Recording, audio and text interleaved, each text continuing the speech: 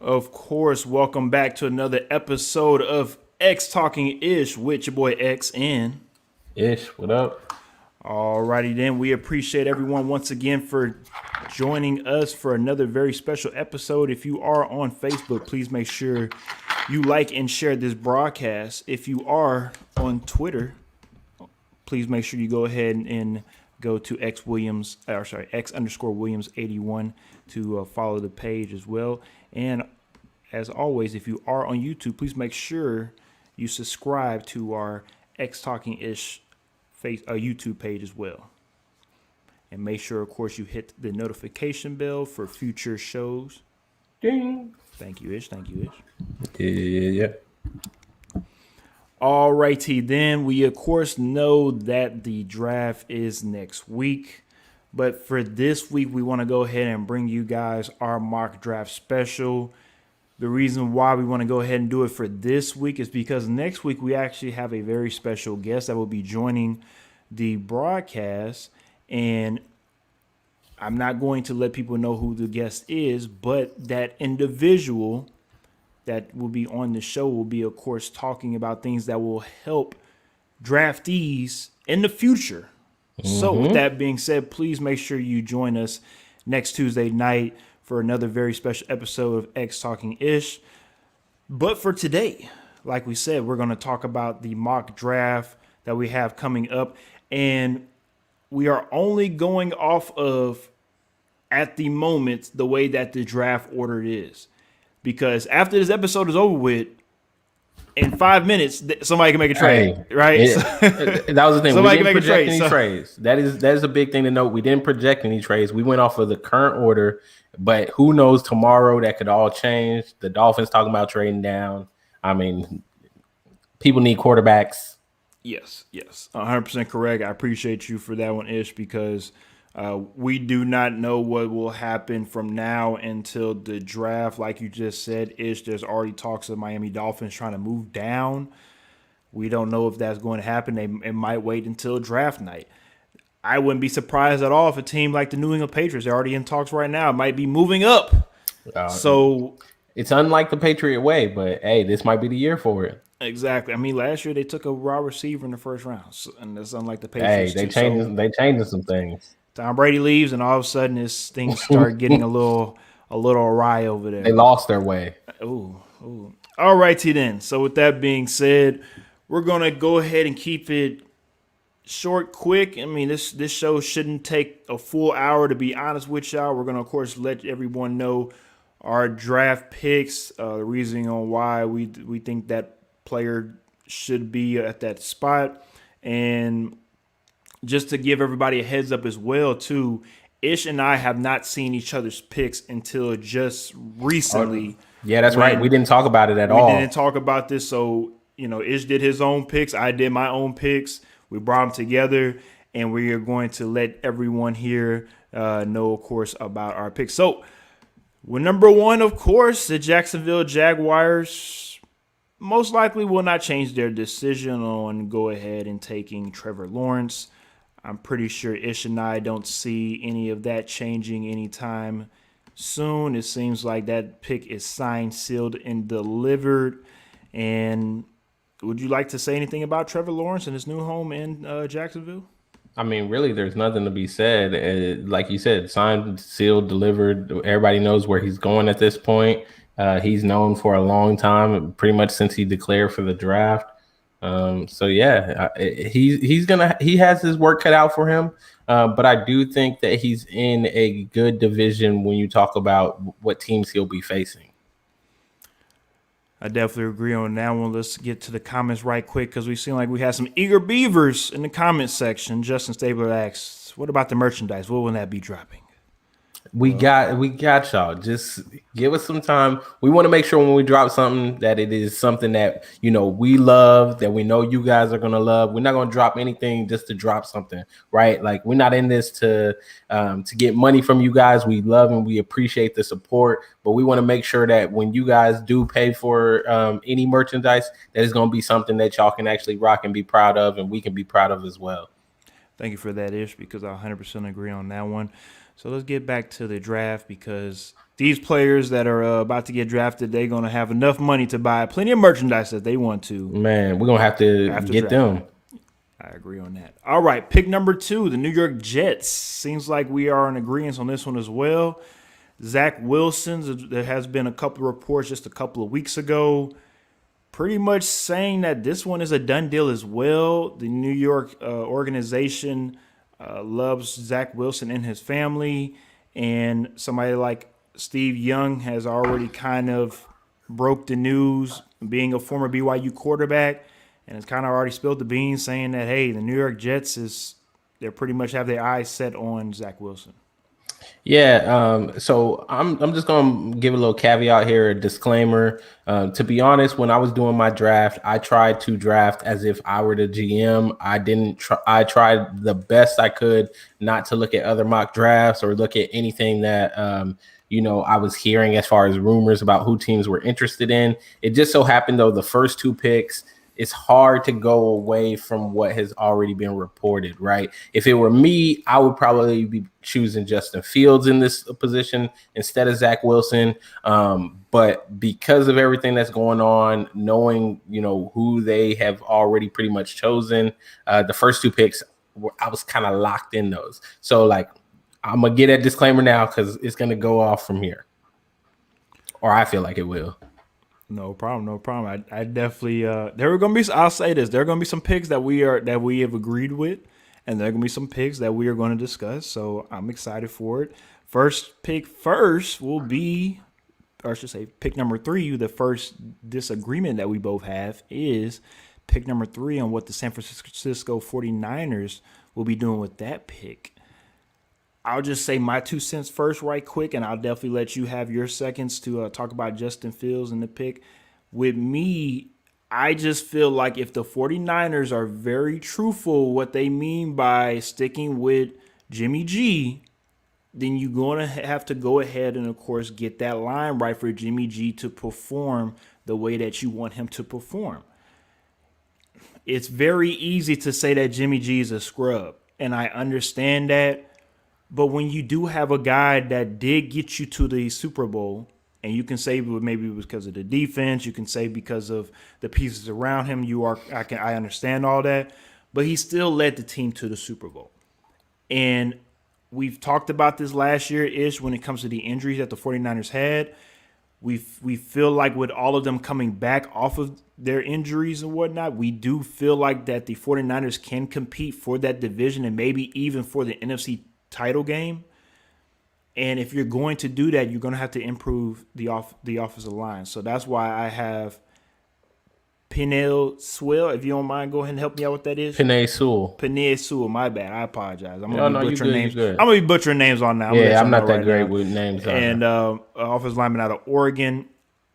That's just my opinion. Ish. I want to go ahead and hear what you have to say.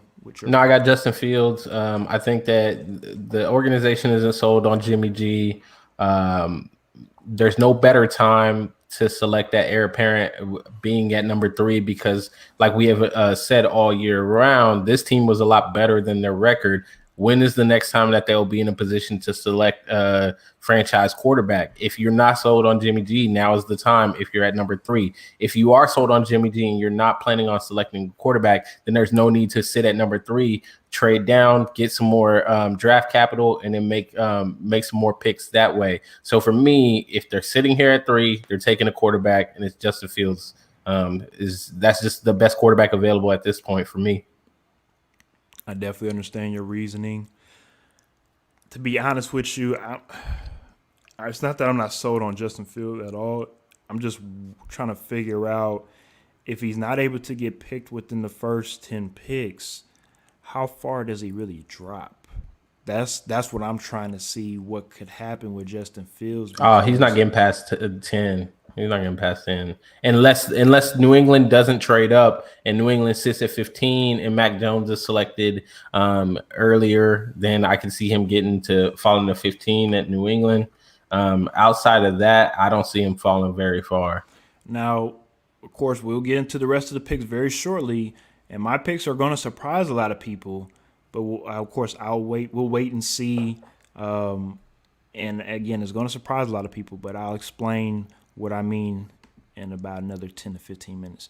All right, pick number 4, the Atlanta Falcons. Looks like we both agree with Kyle Pitts out of Florida. I definitely wanted to shift him to the Cincinnati Bengals, to be completely honest, to pair him with Joey Burrow.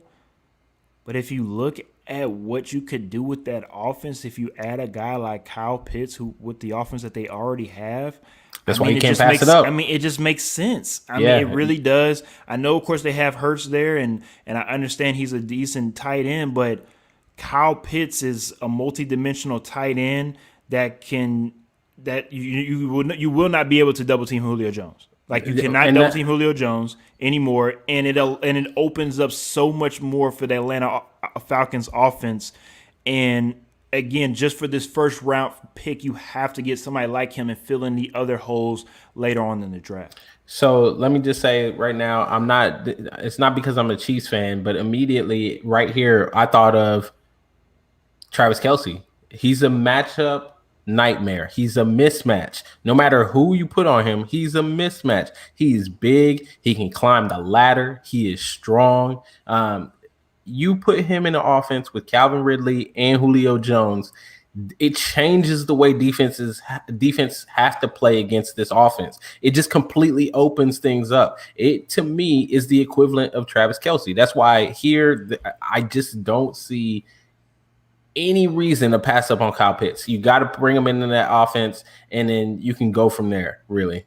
Can I compare him to another tight end that actually just retired today? Mm-hmm. Jordan Reed. Oh, yeah, yeah. I think he's a smaller version, a slimmer version, I should say, of Jordan Reed. Hopefully without the injuries, because really that's what held Jordan Reed back, was just injuries. And if Kyle Pitts can come in and be healthy and I don't want to say dominate, but just at least make a statement, in his rookie year. Again, the Atlanta Falcons, projection-wise for the next 3 to 5 years, could really, they can still be in the thick of things. And I know ever since, of course, the collapse 28-3, I know they've been the butt of jokes for the last, 4 to 5 years now. They've brought that on themselves. And they did. But I will commend the Atlanta Falcons for at least trying to change things up to get them back to where they need to be, right? Yeah. All right, let's go ahead and get to pick number 5, Cincinnati Bengals. I'll let you go first with your pick, Ish. So for me, like you were saying, I think it definitely, you have to get a weapon for Joe Burrow here, right? And if Kyle Pitts were to fall here, I think I take Kyle Pitts over a receiver. But in the case that I selected Kyle Pitts number 4, I take Jamar Chase, who knows Joe Burrow. Joe Burrow knows him. They work well together. He's an athlete. He broke a receiving record the year he played in 2019. Just fast, strong off the line. He tracks the ball well in the air. And you just lost AJ Green. What better way to bring in another weapon than getting the guy who your guy already knows, Jamar Chase? So I think for me, it's a no-brainer here. With Kyle Pitts off the board, I got to go with Jamar Chase. I completely understand where you're coming from. I completely agree about the pick.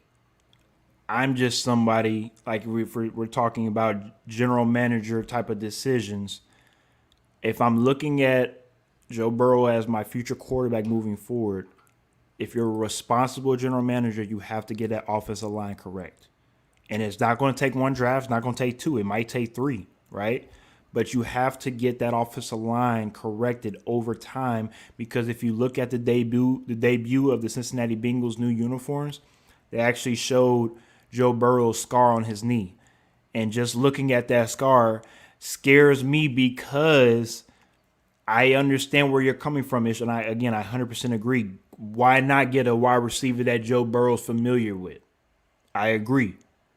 But we also know and realize as well that you can plug and play certain wide receivers. You can get other wide receivers. It is hard to find decent offensive linemen for a long period of time to be able to come in and really build upon, right? Oh, most definitely. And I agree with you with this pick.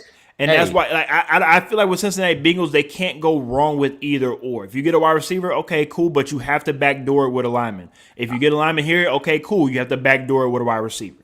Yeah, I definitely can see this pick being the offensive lineman. I mean, they gave up 48 sacks last year. That was, I think, fifth worst in the league. So, yeah, I definitely understand this pick. I could see them going with the lineman here. For me, I just don't know if you can pass up a weapon like that, because when do you get an opportunity to get a weapon like that? I get what you're saying with the offensive lineman. It's the same with the offensive lineman, right? Like, you can make the same case. Like, how many times do you get a chance to get a guy that could be the cornerstone of your offensive lineman? Although for me, I don't think that they're going to compete for playoffs this year. I think they still got another year, and I Oh, think yeah. Oh, as yeah. a Oh, yeah. result, you probably are going to be picking pretty high next year. Yes. So I could get a lineman next year, right? Because Joe Burrow, to me, Joe Burrow, I don't think he's playing for a while in this season, right? Like, he's gonna be out for a long time. So Mm-hmm. to me, I'm gonna get the weapons for him now, and then I'll worry about protecting him when I know that he's gonna be there next season in the next draft. That's just kind of how I see it. But I see what you're saying. I respect it. I mean, it's gonna be very interesting. I mean, that's what the draft. That's why the draft is unique because let's just say, again, Atlanta doesn't get Kyle Pitts and they drop to 5, and then all of a sudden, forget the offensive lineman and the wide receiver, right? So it Mm-hmm. changes. One pick is a domino effect. It Oh changes yeah. the draft, tremendously. All right, let's go to number 6, Miami Dolphins. Of course, they got this pick from the Philadelphia Eagles, and it looks like we both agree. I just like you said with just like you said with Joe Burrow matching up with his college teammate Jamar Chase, I felt the same way with Devontae Smith. If you're going to have Tua become the guy moving forward for the Miami Dolphins, why not pair him up with a guy that ended up winning the national championship with, throwing that perfect strike against LSU, and pairing him up with a guy that he should be kind of familiar with. Oh yeah, most definitely. I mean, you've got to pair him with somebody he knows. You got to get to some weapons so that he can sling that thing. Slaying that And when thing. you got an elite route runner like Devontae Smith, who's able to create separation at the top of the routes, he's really good off the line and being real shifty and getting off of press coverage. And his hands. If you get the ball anywhere in his catch radius, you best believe that's a catch. He's not likely to drop it. And that for me is very important especially when you got a left-handed quarterback, because people don't know just how crazy the ball comes out of a Comes out left-handed quarterback. Me, ugly. myself, being left-handed, I know that receivers struggle with that ball. So to have a guy like Devontae Smith come in who's already knows Tua, is comfortable with that, has caught passes from him before, man, that is a big, big plus. So yeah, you got to go with him here. Completely agree on that one. All right, let's go ahead and move on and pick number 7, the Detroit Lions. Now, I'll go ahead and say what I need to say with this one. The reason Mm-hmm. why I put Jamar Chase at the 7th spot with the Detroit Lions is because I think he will be able to match up with, oh, Lord, I forgot his name. Jared Goff, my apologies. Mm-hmm. Jared Mm-hmm. Goff being the newly acquired quarterback there, you're going to have to get him some weapons. So, of course, let's be real. The Detroit Lions haven't had a dominant wide receiver since Megatron. Maybe this could be Jamar Chase's opportunity to be able to be the guy in Detroit. And also, as well, let's remember another LSU wide receiver in that division last year that was able to make a name for himself with the Minnesota Vikings. And I wouldn't be surprised at all if a guy like Jamar Chase is in that division, being able to go against a former teammate of yours, it makes you want to work a little bit harder. So I wouldn't be surprised at all if he drops to the Lions, and gets motivated by a guy like Jordan Jefferson playing in the same division. Yeah, yeah. I mean, if he makes it down to 7, oh, for sure the Lions got to grab him. You just lost Kenny Galladay. You got to bring a playmaker in. For me, because he is off the board, because Devontae Smith is off the board, I am going with Penei Sewell, for the tackle from Oregon. Pretty much for all the reasons you said for Joe Burrow, right? Like, this team gave up the 10th worst. They were 10th worst in the league when it comes to sacks given up. All right, they have got to block for Jared Goff. They got to block for him. This is your guy. You brought him in. You're saying this is the franchise guy moving forward. You got the running backs in. I mean, you got 2 great young running backs in your stable. What better than to bring a tackle in to help block for them, create holes, but also protect Jared Goff? To me, if Penei Sewell is available, you got to go with the tackle here. You need it. I just can't see anything else. But yeah, if Jamar Chase makes it down, it's going to be a tough. I think I would hate to be in the war room in Detroit if Chase is on the board. Yeah, I was going to say the same thing, man. Detroit is in a very ugly position at number 7 because they have a couple of team needs that they need to address, and depending on who falls in their lap, it could really help rebuild the Lions, or it could really keep the Lions stagnant and just be the Lions who we continue to see be. So it's gonna be very interesting with that Detroit Lions picking number 7. One thing to note, the trades that they made with LA in the Jared Goff trade, even though this isn't one of those picks, I think that this is the beginning of how we decide whether or not you won that trade, right? Because even though this isn't one of the picks that you got, this is whoever you pick here is going to be part of that team that ultimately in 2 or 3 years is going to determine what your team looks like and whether or not you won that trade, where you are you competing for an NFC championship, are you competing for the Super Bowl? Like, if you're not there and this person that you pick here isn't part of your core guys, then I think a lot of people are going to look at them this year and say you dropped the ball. So a very important pick for them. The pressure is definitely on in Detroit. Definitely understand, and go ahead and go to pick number 8 to a guy that definitely does not drop the ball too many times because the ball does not get thrown to his side. No. I know you went with the same thing. Well, that's what I tried to tell the folks that's listening in. We did not. Well, Ish did not see my pick, so he didn't know that we have the same pick for Carolina Panthers. Like we were talking about in the pre-show, some of these picks just make sense for some of these teams. Depending on the draft, you, of course, either go with the best available player or your team need. It just all depends on the team. And right now with the Carolina Panthers, one of the main team needs that they needed was quarterback until they feel that it was Sam Darnold. Yep. So now you have Sam Darnold. Of course, you can fix the line. You can fix, both sides, offensive, defensive line. You can fix a lot of different things. But when you have a legit shutdown corner on the board, you have to go ahead and take him. Mr. Patrick Surtain, I think you will be in Carolina after the draft on the 29th. Yeah, 100% agree. I mean, they gave up 239 yards on average per game in the air. What better way than to what better way to fix that than to bring in a shutdown corner? Like you said, he's a playmaker. He's a master of all coverages, man, zone. They do a lot of zone. They do a lot of zone man concepts at Alabama. So he learned a great place. And the big plus side for me is he's a strong tackler. And that is going to help a lot in Carolina. Especially in that division. Yes. Especially in that division. All right, let's go ahead and go to pick number 9. And this is going to be one of our disagreements. This is something that completely different spectrums. I got defensive player. Ish has an offensive player. Ish, let's go ahead and start off with you with your pick. Yeah, definitely. Trey Lance here, quarterback. I don't think the Broncos are sold on Drew Lock. I think that he hasn't done enough yet to cement himself here, right? And with the quarterbacks that you have in this year's draft, and just the plethora of guys in the first round that we can surely say that everybody agrees these guys are first round guys. They're top 10 guys. You can't pass it up if you're Denver. You've done it too many times. You've gone down late in the draft and decided to go with Paxton Lynch. You've gone with Brock Osweiler. You've done all these things except get a guy who everybody is sold on and agrees like that is a guy that could be it. So I think you have to go with Trey Lance here if you're not sold with Drew Lock, which I don't think they're sold on Drew Lock.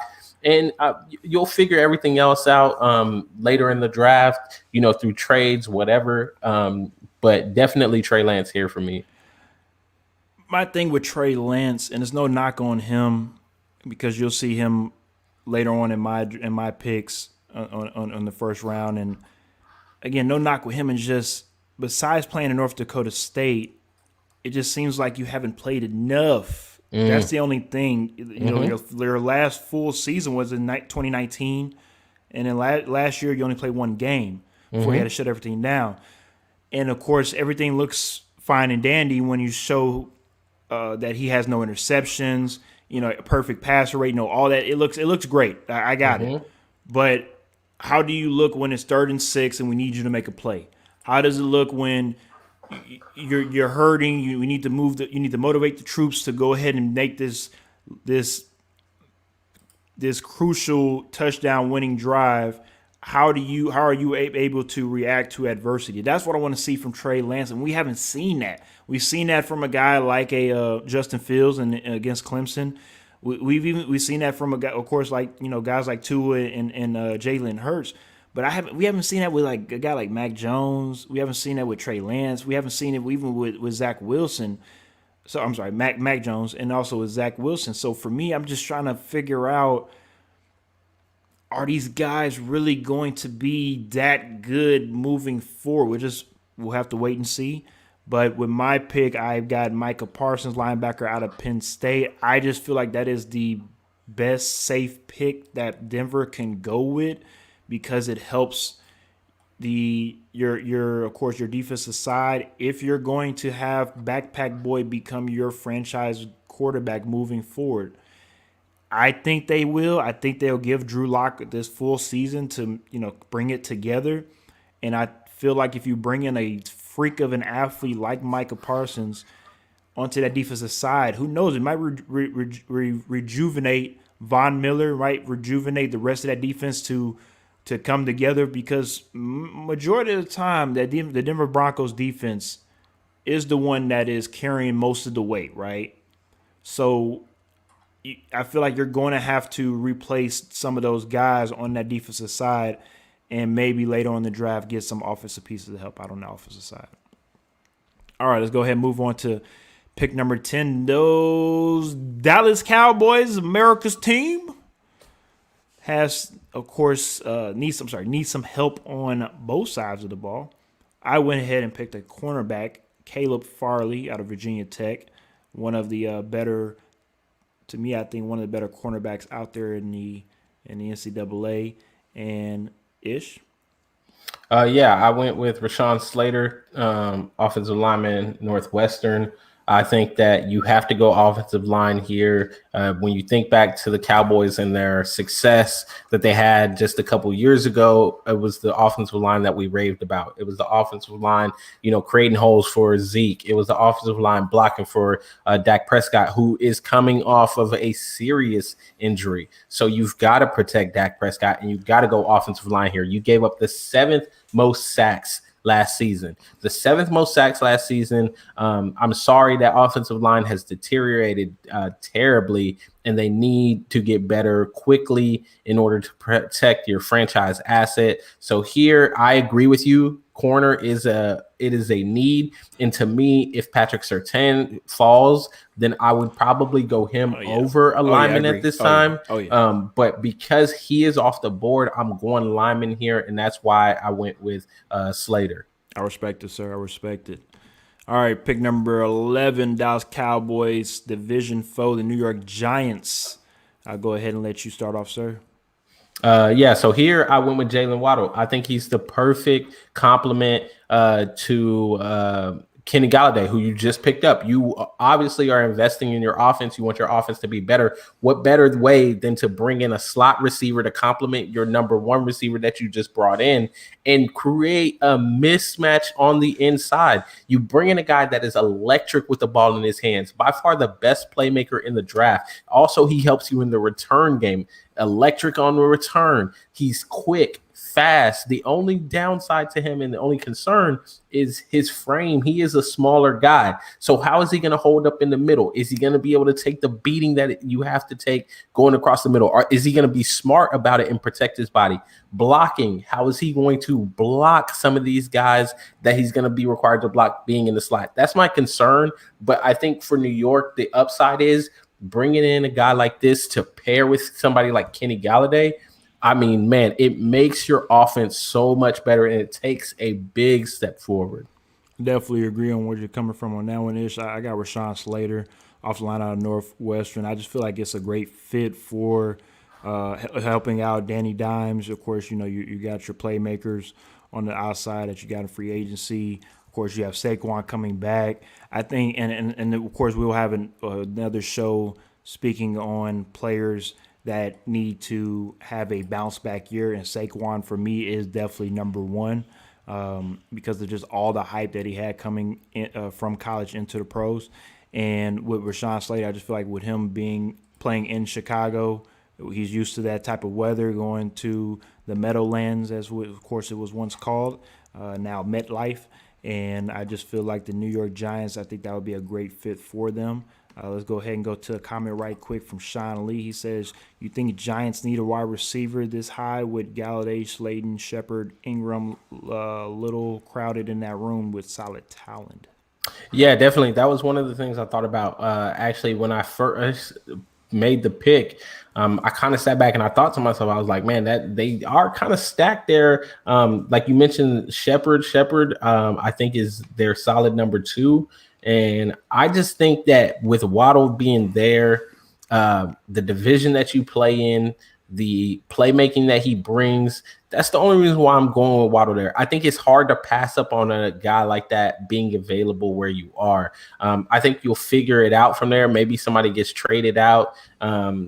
You do something, but I think it's hard to pass up on a guy as electric as that when he falls to you at 11. It's just uncommon to see somebody like that fall to 11.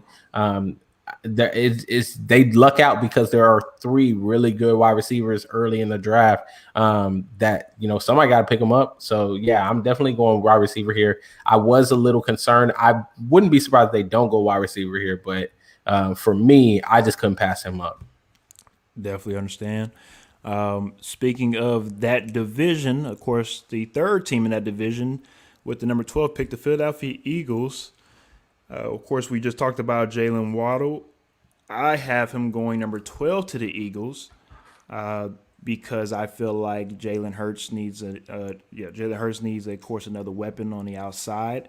And why not pair him with another Alabama wide receiver? I just feel like it all fits. And with the Eagles, to be honest with you, if they do not get a wide receiver, it seems like they could go a lot of different ways with it, but it still will be very head scratching if they don't go with a wide receiver or even like Ish said, a cornerback. But go ahead. Yeah. So, and again, this is just part of what happens as the draft plays along. Like we said, the domino effect, because the top three guys are off. And I think that there is a slight gap between those top three receivers and everybody else. At number 12, I don't see the value in reaching for somebody like Bateman or something like that. So to me, I've got to go with the next need that they have, and that's cornerback. So J.C. Horn, who is big, he's fast, he's tall, he can make those plays that you need against some of these guys that you're going to face in the division. I think that's why I go with him here. I like that lead. The three Jalen's. Chris Sims was talking about that. Jalen Rager, Jalen Hurts, Jalen Waddle. I like that. I like that too. You can sell a lot of T-shirts with that in Philadelphia. Yeah, that would be good. Hey, you could do it. That'd be nice. Could. Great marketing scheme over there. All right, pick number 13, Los Angeles Chargers. I have Elijah Vera Tucker, offensive lineman out of US. Oop, my apologies there. I spelled that wrong. I put USU. My bad. USC in the building. I ain't trying to be disrespectful out there to my California folks, especially Dooley. I know if Dooley was on, he would definitely flame me up right now. And Ish, who you got? For me, I got Christian Darrisaw, tackle, Virginia Tech. I think, like you, offensive line is where you have to go to protect your key asset in Justin Herbert. I mean, that's pretty simple there. We're going to go ahead and move it along. Unfortunately, offensive linemen are not very sexy in the draft, but they get the job done. So we appreciate the offensive lineman. Pick number 14, Minnesota Vikings. Ish? Yeah, I've got the guy who you just selected at number 13, Elijah Vera Tucker, offensive lineman, USC. I think that you got to continue opening holes for Dalvin Cook. Also, you got to protect Kirk Cousins as much as you can. Whether or not you think he's the guy of the future, you still got to protect him. You got to do something with that offensive line. So with Elijah Vera Tucker being available, you got to go right there. It's funny you bring up Kirk Cousins because he will be somebody that'll be thrown in there too when it comes to people that need to have a bounce back year because I honestly feel like they will trade. I think they will trade Kirk Cousins Oh, this no year doubt. after the season's over with if he's not able to get it. If Get he's it not together. able to do it, yes, I agree. He's got to go. For my pick, I got Christian Barrymore, defensive lineman out of Alabama. I just feel like they have to do something. Of course, letting their Njoku, I can't say his name right as well. Njoku to the Ravens. Oh yeah. And besides that, it just seems like they have gotten worse over the last couple of years, and especially on that defensive line side. And so I just feel like they have to do something to stop the bleeding and help plug in somebody that's very good on the defensive side of the ball. With Christian Barrymore with being able to be a high standing player with Alabama. Alrighty then, pick number 15. Now this is where we start getting sexy right here. This is where now the reason why I got what I got, Mr. Trey Lance going to New England, mainly is because I can see him being the heir apparent to Cam Newton. I know it sounds crazy, but this probably will be Cam's last year with New England, if he likes it or not. So why not get a guy like a Trey Lance to come in behind him? Yes, of course, besides learn, I'm not saying Cam needs to be his what's it called? His role model, whatnot, to be able to teach him the ropes of being in. If I'm saying that, but if New England is going to go ahead and start changing their offense for the future, I think Trey Lance is a very good option to do that. I like what you say there. If they're going to change their offense for the future, because to me, that's why Mac Jones is going number 15. They're not changing their offense. Okay. Josh McDaniels pretty stuck in his ways. He likes a certain type of quarterback. I think Mac Jones fits that profile. I think Cam Newton is everything that is not the Patriot way. That is not what that offense is built for. So why do you go year 2 with them then? I don't know. I don't know. That's why I'm confused. I thought they were. I thought both parties were gonna go their separate ways. And I don't like I said last year, I didn't like the fit. As soon as it was announced, I still don't like the fit. I don't think he fits in that system. I don't think he's meant for that system. And they even tried to alter the system for him. They altered it for him, and it didn't work out. Like, yeah, he got all these rushing yards, but passing, it was horrendous. And yes, I know people can say, "Oh, what weapons does he have?" So on and so forth. Like, bruh, the weapons weren't really the issue. If you watch Cam play, the throws were bad, bruh. They were just bad. Like, they were so bad. Like, I couldn't even defend him on certain things. I'm just like, and that's why for me, Mac Jones just fits that system and what they've historically wanted out of their quarterback. Trey Lance, I could see if they move, like you said. If they're moving their offense towards the future where everybody knows quarterbacks are starting to get more and more mobile, right? I would go with Trey Lance in that situation. But if you're staying with what you know, Josh McDaniels stays in his formula, his proven formula, Mac Jones is the guy for me. I respect that. I really do. I'm very interested to see where Mac Jones lands. Because, no disrespect to Mac, Alabama quarterbacks just remind me of OSU, Ohio State quarterbacks. I'm serious. Here we go. I knew at some point. We talk about this a lot. I'm just saying we talk about this a lot when it comes to Alabama. The only quarterback that you can really name is Joe Namath, and that's, again, to me, that's sad because Joe Namath ain't really that great. But that's another topic for another day. And then when you have Ohio State, I mean, the best quarterback you can name from Ohio State is. Exactly, right? I mean, that we gotta have to think. Most of the Ohio State quarterbacks go from quarterbacks and go to wide receivers when they get to the NFL. I'm just saying. The point that I'm getting at is, I want to see if Mac Jones is for real, or if he's just another AJ McCarron, another Parker, Blake Smith. I mean, like, it's AJ McCarron, Blake Smith. That's all I'm saying. Like, it's nothing wrong. There's nothing wrong with being a backup quarterback. But when you are putting these expectations on a Mac Jones that, if you look at the talent around him at Alabama, they're all going first round, top 10, 15 picks. I think he was just a beneficiary of the surrounding areas. That's all. Well, I think that's why New England makes sense, because they just going to put people around him to try to help him out. I mean, it sounds good. Hey, we'll see. We will. All All right, pick number 16, Arizona Cardinals. Shout out to your boy, of course, Mr.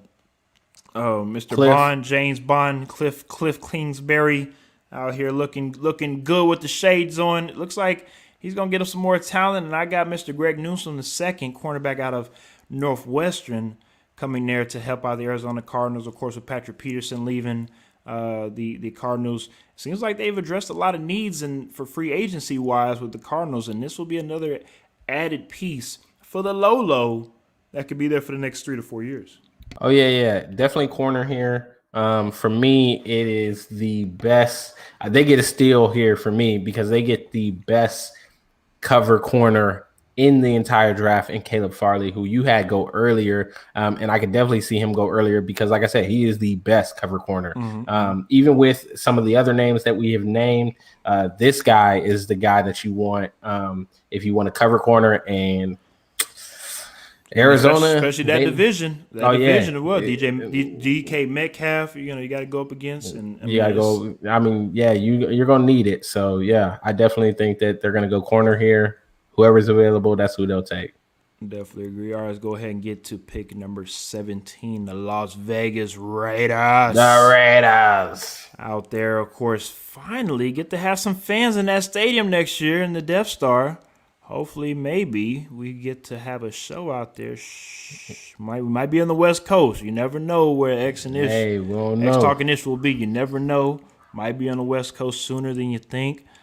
With my pick, I'll go ahead and start off with Alex Leatherwood, offensive lineman out of Alabama.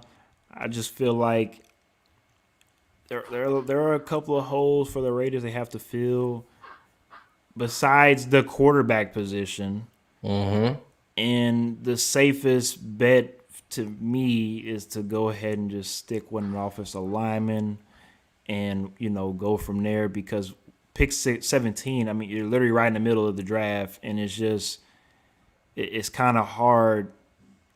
And it's really not. It's still a lot of talent on the board, but it's kind of hard to fill in some of your needs if you already have certain things. So, like, I'm just saying, like, if you have there's a lot of good defensive linemen out there, a lot of edge rushers out there, but if the Raiders don't need that, they might pass up on it, right? So it's going to be very interesting to see what happens, Ish. You just mentioned defense. They were the 26th defense in the league, so I got to help the defense out. And what better way to help the defense out than to get a good nose tackle in the middle of that line? And that's why I'm going with Christian Barrymore out of Alabama. I just think that's if you're going to help that defense out, which the defense obviously needs some help, go ahead and start by setting the tone on the defensive line. Respect that. All right, let's go ahead and move forward to the Miami Dolphins, who has 2 picks in this first round, and I think they will utilize them very well. And Ish, you want to go ahead and tell everybody your picks? Yeah, I got Jalen Phillips. I think you had him going earlier. Just as a result of the dominoes, he falls to 18 for me, and by far the best edge rusher available. Miami was 21st in pass rush win rate, so that's not very high. You need a guy that's going to be able to get to the quarterback. Getting pressure on the quarterback is big in this game, in this day and age. And so, yeah, definitely you got to go with the edge rusher. I just happen to go with the guy who I think is higher than Kwity Paye. I have Jalen Phillips going later on in the first round. Okay. We'll get to that later. It's all good. I got Kwity Paye, edge rusher out of Michigan. It just seems bias. You can say that, but I'm just looking at team needs. I mean, just one of those things where I just feel like Miami is pretty set at certain positions. And in the first round, it seems like they can capitalize on 2 of the main needs, wide receiver and defensive. An edge rusher. And why not go ahead and kill 2 birds with one stone with 2 of the better guys that is on your draft list? And if Miami can do that, again, I mean, this is just another stepping stone, building block for this team to become a serious contender moving forward over the next 2 to 3 more years. Yes, sir. All right, pick number 19, Washington football team. Ish, I'll go ahead and let you go. I got another steal here just because of the way the dominoes fell. You get Micah Parsons, who is a sideline to sideline playmaker. I mean, he can make tackles all over the field. He can help you in both the run and the pass game. And I mean, you already had the number 2 defense in the league. Why not strengthen that at the core and linebacker and getting an absolute freak of nature with Mike Parsons? No, I definitely feel you on that one because, like you said, a guy like Michael Parsons going from Pennsylvania just down the street to Maryland and playing football there is not a big move for him. And of course, being able to play with Ron Rivera, that's not a bad decision at all for the Washington football team. I'm going to go with Tevin Jenkins on the offensive line to help strengthen up their offensive line. Depending on who's going to be the number 1 guy coming out for Washington football team at the moment. I mean, I'm assuming they're going to stick with my bad. Can you throw it up? My bad. I just drew a blank. What are you talking about? Quarterback wise for a Washington football team. For I know Henke. It's not going to be Henneke. Is it? I mean, is it going to be the guy? I mean, are they going? But that's another. I mean, again, do you get a quarterback at this point? Like, what quarterback is available? Well, if they want a quarterback, they got to go forward. On my draft so far, I haven't picked. Fitzmagic. Yeah, Fitzmagic. My bad, Fitzmagic. Yeah, there you go, Fitzmagic. My bad. But again, that's thank you, Lee, Fitzmagic. But again, if it's besides Fitzmagic, I don't think you can rely on him moving forward because let's be real, we only expect four games out of 16 from Fitzmagic, right? I mean, we only expect him to be, really good in 4 games. If you want somebody to be consistent moving forward, this would be a good spot to maybe grab somebody like either Trey Lance or Justin Fields, depending on if they're able to drop to that slot. They're not there, and they could. I think you're not asking for a world beater at quarterback when you got the number 2 defense. You got Chase Young. You're going to bring in Michael Parsons, and I mean, you're just going to solidify that defense and make it stronger. I think defense is what they're looking for. They're going to be a tough defensive team, and then on offense, they're going to do just enough to win. That's all they're trying to do. I don't think they need a quarterback that's a world beater right now. I definitely think next year they'll probably be in the market for a quarterback, whether that be trade, free agency, or draft. But they'll figure that out next year. I think they brought in Fitzmagic just so they can try to win the NFC least. I definitely understand. I don't know, man. It's going to be very interesting to watch Washington football team with Fitzmagic and see what happens with that because I understand what you're saying. I mean, the Washington football team, they could cause a couple of turnovers, maybe have a score or 2 on defense every game and not have to just Fitzmagic do what you do as and don't mess with the game for us, and they can win a couple of games. I mean, It's going to be very interesting. Let's go ahead and get to pick number 20, Chicago Bears. I got Asante Samuel Jr., cornerback out of Florida State-ish. I got Rashad Bateman, and wow, I'm surprised you got Asante Samuel Jr. there. I got him going a little bit later, but even when I noted in my draft, when I did my mock draft, I put my notes down. I was like, yo, this might be a slight reach because I just don't see him going very high. So I'm surprised you went with him here at 20. Well, to be honest with you, I've seen a lot of reports of Tennessee Titans actually getting him at 22. And I just feel like with the Chicago Bears, I think they will surprise people with a selection like Asante Samuel Jr. and trying to grab him away from a team like the Tennessee Titans or, whoever else team-wise that needs him because, to be honest with you, because of the last name. Because of the last name. And I think Asante Samuel Jr. is a good player. I think he can be a good player moving forward. I'm just worried about it. Who coached him, Florida State or his pops? Because if we know his pops, we know he's going to be jumping some routes. So if you able to get him on a double move, you might be able to. That's all. So if he is a more polished version of his dad, then he could be a really good player for the Chicago Bears moving forward. So that's why I saw what I saw with Chicago Bears scooping him up at the pick number 20. Yeah, I went receiver here because I feel like you got to help out Andy Dalton or whoever's going to end up being the quarterback there. You got to help him out as much as you can. You need to bring another weapon in. So, yeah, I went receiver. Now, you brought up Rashard Bateman. Now, he's not a sexy wide receiver compared to, the SEC wide receivers out here. And I was surprised that you picked him because, again, if you're not really following in on, all the draft picks that could be selected, Rashard Bateman is a very skilled wide receiver. He played at Minnesota, where, of course, they played outside. And going from Minnesota to Chicago could be a very good fit. And Perfect fit, right? I respect that pick because it definitely could work. We just have to wait and see, of course, when Chicago gets on the clock. Yep. All right, let's go ahead and move on to the number 21 pick in the draft, the Indianapolis Colts. Ish, go ahead and start them off. Yeah, I got Kwity Paye. They were 15th in pass rush win rate. So, again, not very high. You're in the AFC South. You're going to have a young quarterback. You're going to have a backup quarterback in Houston. You're going to have my man in Tennessee. So I think that you've got to get to the quarterback. You got to put pressure on these quarterbacks in the AFC South to be successful. And I think for Indianapolis, Kwity Paye, you just can't pass up on a guy like that and the value he brings to that defensive line. Definitely respect where you're coming from. Like you just said, I won't call him a young quarterback. I'll call him a little. Well, I'm talking about Trevor Lawrence. I thought you. My bad. I thought you were talking about with young quarterback, as in Carson Wentz. My bad. Oh no. My bad. I thought, like I said, with Carson Wentz part. So I was gonna throw in.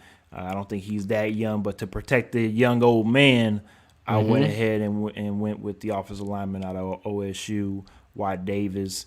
I just feel like it's an easy transition going from Ohio State to, of course, Indiana, and to be able to, of course, solidify that offensive line moving forward. That could help Carson Wentz with his confidence and help him, get back to the quarterback he once was. Maybe we have to wait and see. That's another guy that, again, we'll talk about next couple more months when it comes to guys that need to get their stuff together. All right, and then pick number 2, Tennessee Titans. I got Azeez Ojulari. Thank you, Ish. Thank you for that. I told you I was going to butcher. I was going to butcher. Hey, it's cool. Defensive lineman from Georgia, Ish. Yeah, I got Greg Newsome the second. They got to replace Malcolm Butler, and that secondary was atrocious last year. So you got to bring in a corner for me, and Greg Newsome being available here. If he's available here, you got to take him. So, no, I definitely agree where you're coming from. I mean, to be honest with you, the pick for the Titans has to be defense, period. It's either cornerback, like you said, or an edge rusher. Yep. You lost Jadeveon Clowney, who really didn't do anything this year. You just lost Daquan Jones. Daquan Jones just left the team yesterday. And they're going to have to get another edge rusher out there. Azeez was actually the second best pass rusher in college.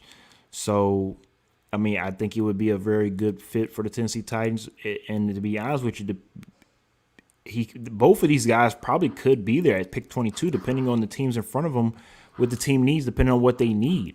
Yeah, so, I agree. So it's going to be very interesting on who they could get. Like I said before, in the mock drafts, I've seen a lot of people say that Asante Samuel Jr. could be at number 22. We'll just have to wait and see. So, all right, pick number 23, New York Jets. Wow. Yes. I went ahead and picked Travis Etienne, running back out of Clemson. Now, what hurt me more than anything about putting Travis there for the Jets is because, like I've said already before, when it comes to Travis Etienne at Clemson, I unfortunately feel like Clemson have ran him into the ground already before he can even get into the NFL. And I honestly feel like the New York Jets will do the same thing his first couple of years before he's able to even have a Curtis Martin-like type of career. I don't think he will be, of course, Curtis Martin-like type of running back. I think he can be a dynamic running back in the NFL, but I just hope they don't put too much pressure on him to be the guy so soon. Yeah, I just don't see it here. I hate taking running. I just hate running backs in the first round unless they're in the top 10. I just think that you can find such great value in the second, third, fourth round at running back. That here, I think you address a even bigger need in the secondary, and you take Asante Samuel Jr., who I even thought here it might be a slight reach, but because their secondary is that bad, they were the fifth worst pass defense last year. I think that you definitely have to take a corner or a safety here. Keep in mind Trevor Morgan from TCU. He's definitely in play here as well. And I definitely understand where you're coming from with the Jets, especially getting a defensive coach now for that team. I could definitely understand and respect them going with a defensive player in that first round. I just look at it again, and I respect where you're coming from with the running back position, especially over the last, umpteen years. Travis Etienne he's a very special player. He's special, and I just feel like if the Jets can scoop him up, they could add some more pieces. Again, I'm not saying that they'll make it in the playoffs, AFC Championship. I'm not saying that, but maybe they could build those blocks. Maybe they can get some momentum going for the next 2 or 3 years.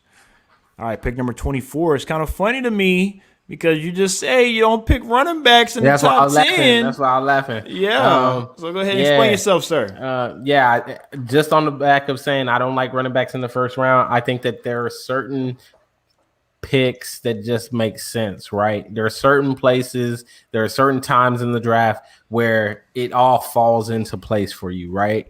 And Najee Harris at 24 for the Steelers after they just lost James Conner just makes sense. It's just one of those perfect fits that you gotta put them there, right? That's why. Honestly, I don't like it. If it's me, I just don't want to take a running back here. I want to get better somewhere else and try to get a value running back later. But it just makes sense here. Like I just can't see them passing up on this running back at this time in the draft. If he's there for you, he's on the board. You got to go there to fill that hole. I mean, you took the words out of my mouth. Ish, I can't really say anything more than that. Besides, like you just said, it's a perfect fit. The Steelers are usually have been a run first type of team, anyways. Why not get a three down back like Najee Harris is to get that running game where it's supposed to be? You just lost, of course. Jesus James Christ, Conner. thank you, James Conner. You just lost James Conner to the Arizona Cardinals. You get Najee Harris in there in the first round, and like you're saying, Ish, it's kind of a steal because he's a guy that really could go top 10, top 15. If you really look at the numbers and look and see the type of running back he was for Alabama, he really could easily go top 10, top 15. But because there is just so much talent in this year's draft, I could see him dropping to a team that's going to need him day one. So it really does fit for both the player needs and the team needs, and it could be a beautiful relationship, kind of like with your Chiefs with Clyde Edwards-Helaire last year. Yeah, I can see it. All right, let's go ahead and move on to pick number 25. The Jacksonville Jaguars as well have 2 picks in this first round, and for me, I feel like they address, besides them addressing the quarterback need on the offensive side of the ball, I feel like they will address the defensive side of the ball and take Xavier Collins, linebacker out of Tulsa. Honestly, because I just feel like he could be that main corner piece for that defensive side of the ball moving forward. And if you watch his film in college at Tulsa, I know it's not sexy, the school, and I know it's not. He's probably not somebody that's on anybody's radar when it comes to these players in the first round. But if you turn on the film on this guy, I mean, he is flying from sideline to sideline. He is making plays. I mean, pick six. I mean, this guy is the prototypical next generation linebacker that you need moving forward in the NFL. And if Jacksonville is able to scoop him up, you need to do it. Yep, I like that, but that Urban Meyer is an offensive guy, he got his quarterback earlier in the draft. I'm giving my quarterback a weapon immediately in my next pick, and I'm going with Elijah Moore, who is another freak of nature out of Ole Miss. I don't know what they're doing down there in Mississippi. We might need to go check them out Getting that because cornbread they are fed out there, producing boy. these freak wide receivers, and Elijah Moore is right there along the same line. So yeah, I'm definitely going to get one of those guys and add him to, I got a couple of wide receivers already there in Jacksonville. I'm going to just add him to that, right? Laviska Shenault in the first round last year. And I'm Shark as bringing well. somebody else this year. DJ Shark as well. I mean, Yeah, I DJ agree. Shark already there. Yeah. They got some nice pieces. Elijah Moore, they kind of compared him to a smaller version of AJ Brown, who of course came out of Ole Miss as well. Be very interesting. Be very interesting with that pick with 25 with Jacksonville. Pick number 26, the Cleveland Browns. Jalen Phillips for me, edge rusher out of Miami. I just feel like it makes sense when it comes to, besides, of course, adding in Jadeveon Clowney recently. You add in another edge rusher to, of course, combat that defense. I'm sorry, that division that you're in, having to play guys like a Lamar Jackson and having to contain him and be able to be athletic enough to not just keep up with him, but also drop back into pass coverage as well. So I just feel like he would be a good fit for the Cleveland Browns ish. Yeah, I mean, we're thinking along the same lines. I think at this pick, number 26, whoever's the best edge rusher on the board that you believe is the best edge rusher on the board, you take them. I don't care who it is. If you think that they're the best edge rusher and you got them rated highly on your board, you're going to take them because Jadeveon Clowney, I don't think he can be trusted per se. I Plus, agree. he's up there in age. So I definitely want to get young and have a guy that's going to be able to compete for me and rush off the edge for years to come. Like you said, Lamar Jackson in that division. You're also going to have you got Big Ben that's currently there for Pittsburgh. And then you got Joe Burrow, who is there in Cincinnati. So, yeah, you're going to need somebody that's going to be able to rush those guys throughout the season. So, whoever the edge rusher is, for me, it's Aziz Olajuwari. But, yeah. Alrighty then, let's go ahead and get to pick number 27, the Baltimore Ravens. Looks like we both on the same page as this one as well. When it comes to edge rushers, we just have different choices. For me, I have Joseph Asai, edge rusher out of UT-ish. Yeah, I got Joe Tryon from Washington. I think it's the same thing. Whoever you got highly rated as edge rusher, go with them. I mean, it's pretty simple for Baltimore. I mean, they pretty much have Well, they lost Matt Judon, and that's a big that was loss. the big So one. Yeah, that was the big one. You got to go and replace him. And there's other needs that Baltimore needs as well that they will have to address later on in the draft as well. So it'll be very interesting to see the choices that Baltimore go with in the rest of the draft. All right, 28, the New Orleans Saints. Ish, you want to go ahead and start off with your pick first? yeah, I got Terrence Marshall Jr. You need another weapon. You only have Michael Thomas, and you lost Drew Brees. You're bringing in either Taysom or Jameis. You got to get weapons for them. I mean, you got Alvin Kamara, but then everybody knows all you got is Michael Thomas. You just lost Emmanuel Sanders, who was your number 2 before. So you got to bring in another guy to complement Michael Thomas, take some of that pressure off of him, or else you're putting a lot of pressure on him he could possibly get hurt again. And then that leaves you in a even worse spot because you don't have Emmanuel Sanders, like I said, who just left. So they got to figure that out. If they don't go wide receiver here, I could definitely see them going corner. But I would say, I don't know. I would just have to get a receiver here. No, I definitely understand where you're coming from. I mean, it'd be a good fit as well. A guy playing at LSU and going from Baton Rouge to New Orleans, not a bad move at all.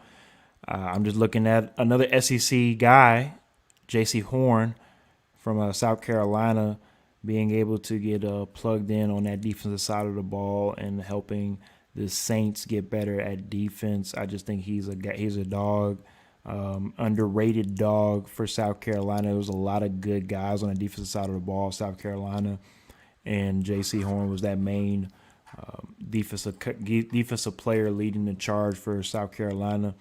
And I just feel like he fits with New Orleans. It'd be very interesting to see because, unfortunately, once you get to pick 25 to 32, I mean, it's hard to find that diamond in the rut in the sand, right? You're trying to still find those high value picks, even though you're getting them down at the lower end of the first round.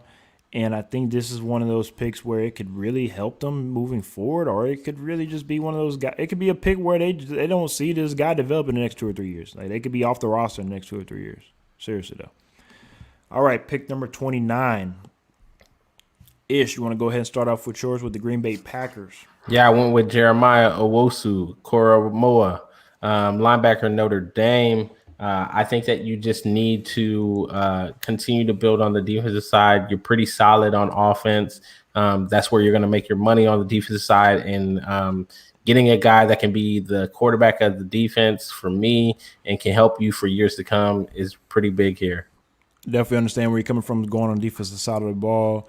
There are actually reports saying that Jordan Love, I don't know if anybody's heard this or not, but Jordan Love could be on a trading block during the draft night, and it could be to New England. Yes, so be very interesting to see what the Green Bay Packers do, not just with their pick, but also with maybe getting rid of Jordan Love and saying, "Hey, Aaron Rodgers is our guy for the next 5 years." That was a dumb pick by us, right?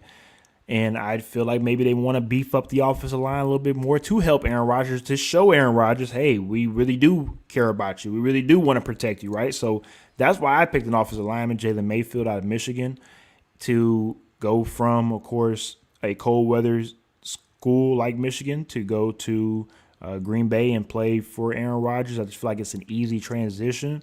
But seriously, though, pick 29, that's a hard decision to make for your team. So be very interesting to see what the Packers do with that pick as well. And let's go ahead and get in with the comments. Brett Reese Jr. says, "Them your people." I think he's talking about Michigan. I'm not for sure exactly what he mean by "them your people," but we appreciate the comment there, Brett. All right, pick number 30, Buffalo Bills. Ish. I definitely think they're going defensive side, and kind of like I said in the last pick, you got your quarterback on the offensive side. Why not get your quarterback on the defensive side? Bring in Zaven Collins from Tulsa. You already gave him a glowing review, and everything you said, I 100% back it. He just stands out when you watch his tape. He flies around. He's always at the ball. And I think for Buffalo, this is a big pick because that he matches the atmosphere and the style of play that Buffalo wants. That, blue collar, work hard, do everything kind of guy. That's him. And I think that he will be that quarterback on the Bills defense for years to come. I mean, him and Edmonds, that would be two pretty damn good linebackers to take that defense to the next level. I'm going to go with the front level of the defensive line, and go with Davion Nixon out of Iowa because, again, like I spoke with the Green Bay Packers, Jalen Mayfield, and a couple other teams and with their players, I feel like this is a good fit because you played at Iowa. It's a grimy type of team to be able to play on either side, the offensive line or defensive line on the side of the ball. Those are grown men going against each other every day in practice. Yes, sir. And then, of course, when you go into play games, you're playing in 20, 30, 40-degree type of weather more consistently. You go to Buffalo, it's not a big culture shock to you when it comes to the weather type to your body. I just feel like it's a good fit for the Buffalo Bills, but we definitely agree that Buffalo will be choosing defense in the first round. Yes, sir. All righty, then let's wrap it up very shortly. Last two picks of the first round, Kansas City Chiefs. I'll go ahead and start off first, and I'll let you wrap it up with your pick-ish. I got Jackson Carman, offensive lineman out of Clemson. For the most part, Kansas City, let's be real. They got pretty much everything they need. There's some holes that they'll fill up, but they got who they got. It's the reason why they went to the Super Bowl again, right? And this is just another added piece. That's why I got the offensive lineman, because we saw what happened last year when two of the offensive linemen got hurt, and people and Kansas City fans will say, or either fans of football will say, that it did alter the overall game. And maybe this was a wake-up call for Kansas City to say, hey, let's try to invest a little more in the offensive line and make sure that we have the guys that we need going forward, and even the backup linemen, just in case that again, a starter gets hurt, a backup comes in, and we don't have a big drop, right? Yeah, I think here, offensive lineman, doesn't matter who the offensive lineman is, whoever's the highest on the board, that's who they're going with. They need the depth. They did get rid of our 2 starting left tackles just recently. They were not just recently, but they were let go earlier. Andy Reid just recently said that, there's always a way back for them. So we could see Eric Fisher back, who knows? But we did bring in a tackle already earlier in the offseason. So that's why I went with the interior lineman here with Landon Dickerson from Alabama. The one thing to note about him, though, is he may actually fall into the second round because he did tear his ACL. So I don't know if he necessarily would go here at 31. I like him here at 31 for the Chiefs because of what he offers on the interior of that line. But again, whoever they have rated highest on the board at offensive line, that's who they will be taking. Yes, sir. Definitely understand your mindset on that one. Let's go ahead and wrap it up tonight with the defending world champion Tampa Bay Buccaneers. And this was, of course, the only team since 1978 to re-sign all 22 starters. So with that being said, they are not looking for a starter for the most part, you would think, in this first round. But they definitely, depending on the player that they choose in the first round, might help out week 4, week 5 in the season. And I just feel like adding another weapon on the offensive side of the ball to help Tom Brady out with a guy like Rondale Moore, wide receiver out of Purdue, would be a great fit because he could be a better version of Scotty Miller for Tampa Bay. And if that is the case, I wouldn't be surprised at all if he has an impact type of season like a Clyde Edwards-Helaire for Kansas City. You already have all these weapons. Well, let's go ahead and add on one more weapon, right? And that's what I see with Rondale Moore maybe being for Tampa Bay in his next upcoming season. Yeah, I definitely don't see them going wide receiver here. I just don't think that it's as big a need. I think they got a lot of other needs needs. They just won the Super Bowl. But I think that getting younger on the defensive end position is a bigger need for them because they are pretty old at that position right now. I think they got a 34-year-old starting and a 30-year-old. So that would be the bigger need. Unfortunately for them, all the really good edge rushers or all the ones that should be picked here or before are already off the board. Mm-hmm. So for me, then it comes to offensive tackle, which is their next need. I think that an offensive tackle will really help them here. And honestly, if Tevin Jenkins from Oklahoma State falls all the way to 32, man, something's wrong. The league should be scared. It just so happened that's how it fell. He fell into their laps from my draft and how I ended up selecting for the teams. But if he's there at 32 and Tampa Bay gets him, oh, man. No, I agree, man. If he's able to drop all the way down to Tampa Bay, I mean, I'm just being honest with you, we might need to just go ahead and pencil him into the Super Bowl again. Yeah, I'm not saying that he can come in and just dominate, day one, but he will be a very good added piece for Tampa Bay to be able to make another run moving forward. So it's gonna be very interesting, man. This will be a very good draft-ish. I think this will be something. It's exciting. I think that this draft has a lot of excitement surrounding it just because there's so much unknown about trades. Who's going to trade up? The quarterbacks down? Where the quarterbacks going? I think that man. Look, there's been so many mock drafts. Of course, Todd McShay and they just came out with their new mock draft this morning. And Mel Kiper having 5 quarterbacks in the top 10. I mean, for me, I think that's honestly ridiculous. But what would happen if it really does happen? What happens if these 5 quarterbacks are taken in the first 10 picks? I mean, that would be crazy. But I mean, I don't see it. Maybe Denver, might put. I don't see the Lions getting a quarterback. The Panthers not going to get one. The Dolphins not going to get one. The Bengals not going to get one. I don't see the Falcons doing it. So, some of these mock drafts are just, of course, for hee-haw and hoo-hoos. There's no reason for me to have five different mock drafts. That's what they get paid for. We're not going to do that here. Just the FYI, their latest one has New England trading up to number 7 with the Lions to get Mac Jones. Of course, yeah. I mean, and at the moment right now, who knows? It seems like New England is liking Mac Jones, but Will he these are be all available? rumors. That too, but also these are all just rumors. We never know what's going to really happen until the draft gets here, and it's going to be very exciting. But like we said earlier in the show, please make sure you tune into the show next week because we will have a very special guest on Tuesday. And then also, unfortunately, on Friday, I will not be able to go live because unfortunately I have to work. But Ish, maybe if you would like to go live and let everybody see what you got going on for the first round, maybe everybody can tune in and see what Ish his reactions to the draft. I Unfortunately, I might just won't. have to do You might have that. to do that. You might have to do that for the people. But unfortunately, I won't be here. I'll be at work. But Tuesday, of course, please make sure you tune back into X Talking Ish on Facebook page and our YouTube page. And as well, if you don't want to see our ugly faces, you can definitely tune into our podcast on anchor.fm.com and also all of your streaming platforms, Google, Apple Music, Spotify, all that good stuff. We're on there. X Talking Ish. We appreciate y'all as always for joining us for our mock draft 2021 special. We will see y'all next week. We hope y'all enjoy.